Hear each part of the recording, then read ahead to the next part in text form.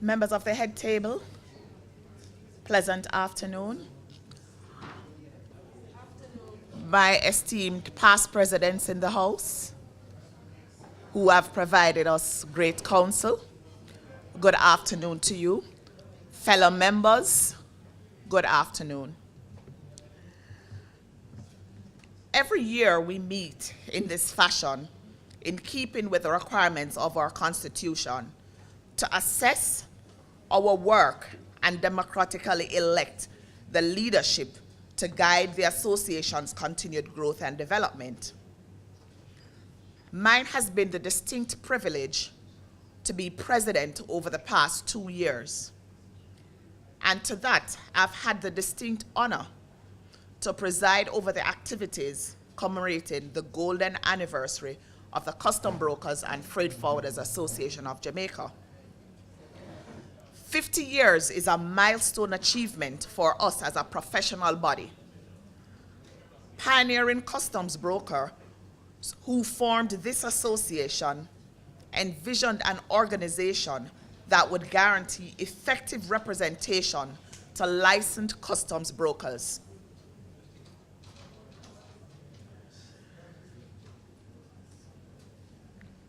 And that would lobby for effective regulatory mechanisms to govern their operations. They felt duty-bound to ensure, by maintaining a high standard of professional custom brokerage service, that the interests of their clients, the government, and their members would be well served. We consider ourselves fortunate to be beneficiaries of solid foundations laid by our founding fathers, and we pledge to be faithful to the rich traditions and legacy they left for us. We listened with pride to our founding president, Lewis Williams, at our memorable 50th anniversary banquet, as he reminisced on the early days in 1965. In some respects, some of the struggles he faced then are still with us. I will be the first to admit that our relationship with customs has improved considerably compared to back then. Yet, there are still issues and challenges. For one, we still have the perennial challenges with the automated system for customs data, known in short as ASICUDA. The computerized system designed by the United Nations Conference on Trade and Development, UNCTAD, is used to administer customs operation in over 90 countries, territories, and regions. ASICUDA was introduced to Jamaica some nearly 3 years ago and was meant to be paperless and promised to make us more efficient. This has not been the case. We continue to experience major headaches with the system, and we still have to rely on paperwork because we have not seen the deliverables of the system as was promised, either due to technical glitches or human resistance, and I'm sure we all can relate to that. The management of customs provide us with what would appear to be a seamless process flow, which is good, and we commend them for that. However, when the time comes for us to action the flow, we are forced to do whatever we have to do in order to deliver to our customers, which include going back to presenting paper. With the implementation of ASICUDA, some categories of importers have seen additional processes being added, resulting in increased costs and time spent for clearance. This can be very frustrating to our returning residents who happen to be one of the mentioned groups. I would like to challenge the Jamaica Customs Agency to once and for all set a date for the resolution of all the challenges with ASICUDA and to take the required steps to ensure that we achieve a customs transaction system in which the Custom Brokers and Freight Forwarders Association of Jamaica can truly repose its confidence. We are now well past the pilot phase. And in the mutual interest of our clients and the government of Jamaica tax revenues, we must now put away the excuses and get the system right, once and for all. Secondly, let me make it crystal clear that the welfare of the members of the CBFFAJ is of paramount importance to this organization. Representing our members is the most important thing we do. We wish to put back on the table the current circumstances of a few of our members who are still unable to practice their craft because the Jamaica Customs Agency has refused to renew their license for the past 2 years without following the process as set out in the Customs Regulation, Section 147D. I would like to point out that the law is the law of the day and cannot be superseded, and I repeat, cannot be superseded by administrative changes. Sufficient to say, these custom brokers have not been able to make a living, putting severe strain on them and their families. How can as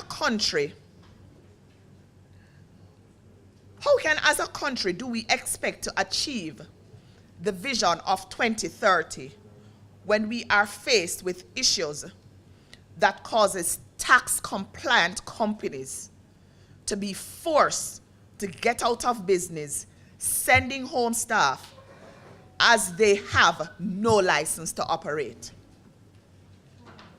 This ultimately increases the employment rate. I would like to ask customs, the unemployment rate, sorry. I would like to ask customs to take a look at their own motto, which is country above self. We find this matter to be totally unacceptable, and we demand that this be resolved immediately by Jamaica Customs.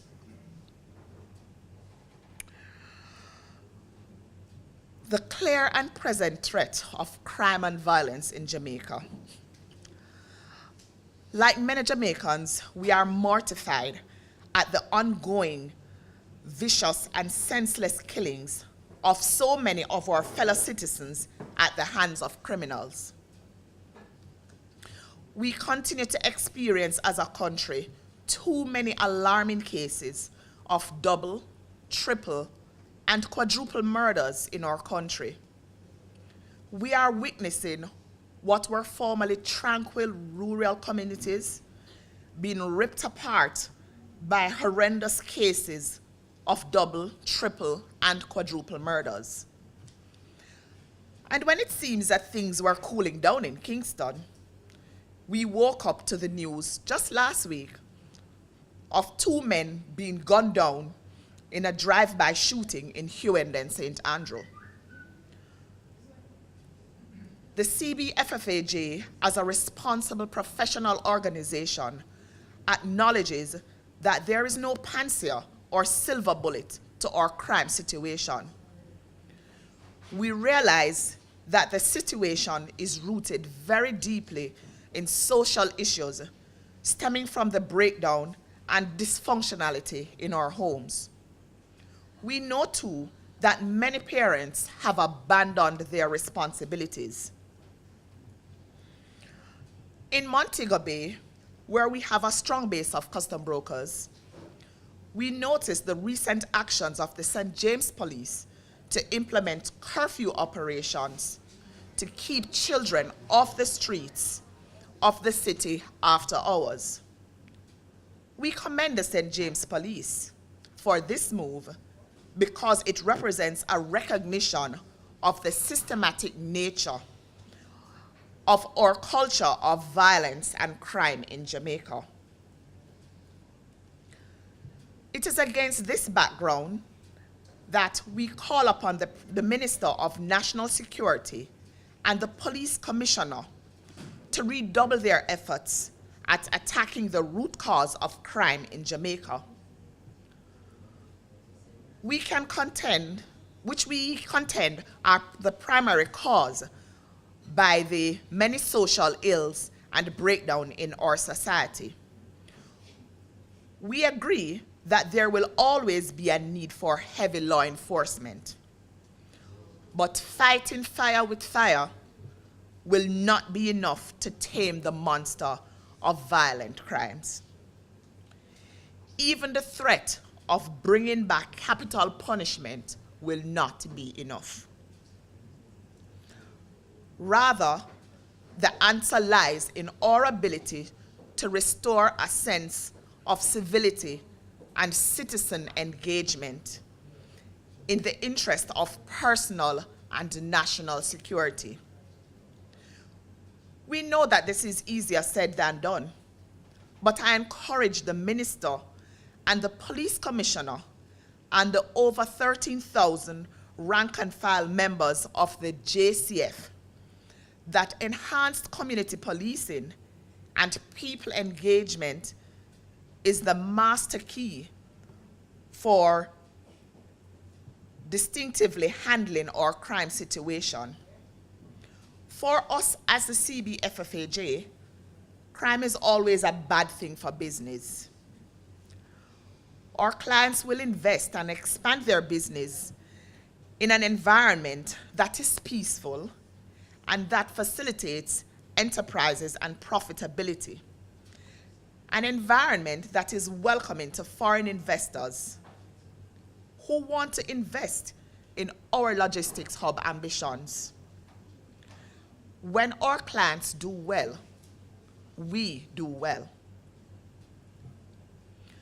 We have no choice. We must come together to defeat crime and violence in our country and achieve the prosperity we seek. My colleagues, ladies and gentlemen, 50 years is no small achievement in the life of any professional body. We have seen good and bad times in the CBFFAJ, but through it all, we have sought to remain true to our mission, to promote and uphold the highest professional standards in our industry, to be the source of the most credible industry-related information, to seek to broaden public understanding of the custom brokerage and freight forwarding process, and to serve as a strong advocate in the interest of our members, this towards sustainable development of our profession. We have managed to survive as an organization since 1965 because we have always sought to build our association on the basis of strong leadership. At 50, We must continue to deepen these connections that have made us strong.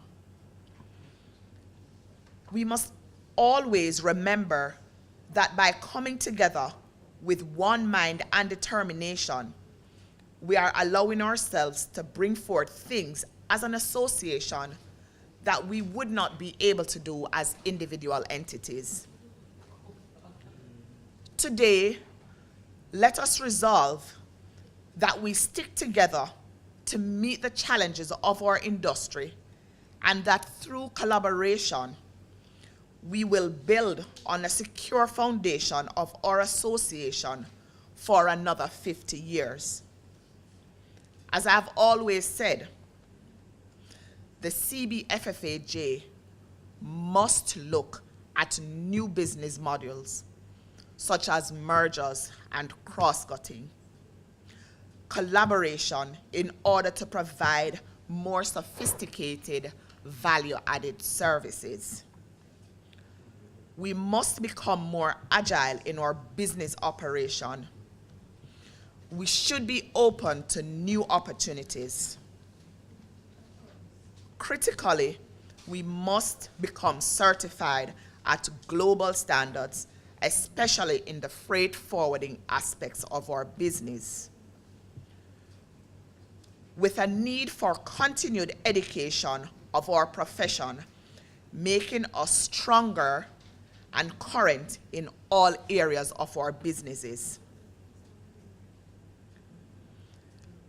We must choose to be the best we can be for the present and for the future. And as I present myself again for the presidency of the CBFFAJ, you can count on my sincere commitment and my best efforts to achieve the best for the CBFFAJ.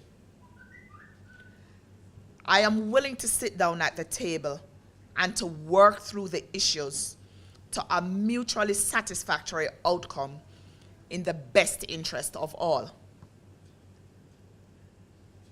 And where we may not see eye to eye on every issue, let us always remember that this association is bigger than any individually one of us.